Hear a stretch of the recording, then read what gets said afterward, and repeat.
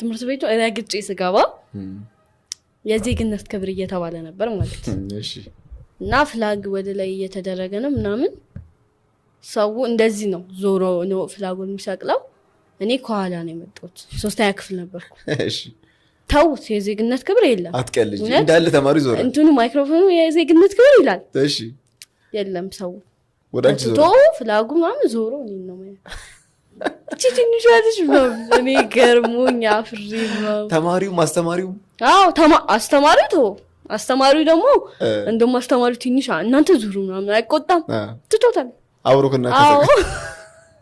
ማርያም እኛ ጋር እኮ ደስ የሚሉ ሴሌብሪቲ ደስ ሲል የመጀመሪያ ሰሞን ግን ደግሞ የሆነ የሚጨንቅም ነገር አለው አይ ነው አዎ በጣም የሆነ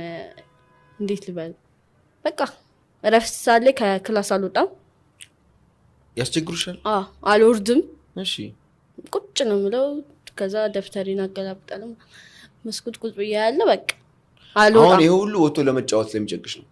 መጫወት አልችልም ስፖርት ፔሪድ ካልሆነ ወደ ውጭ አልወጣም እና በቃ መጨረሻ ፔሪድ ላይ ነው የምወጣው ከተማሪ በኋላ ከተማሪ በኋላ ሳይሆን በቃ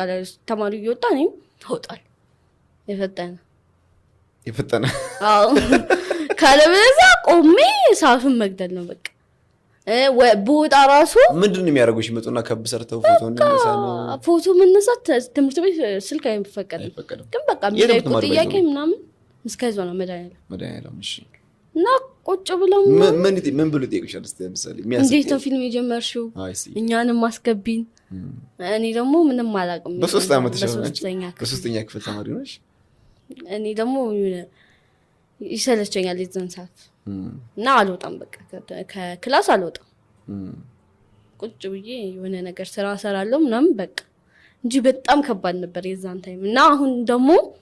የሆነ ስለለመዱኝ ፊት የሆነ ትለምደለ አሁን ያዳፕት ስላደረጉሽ እንደውም የሆነ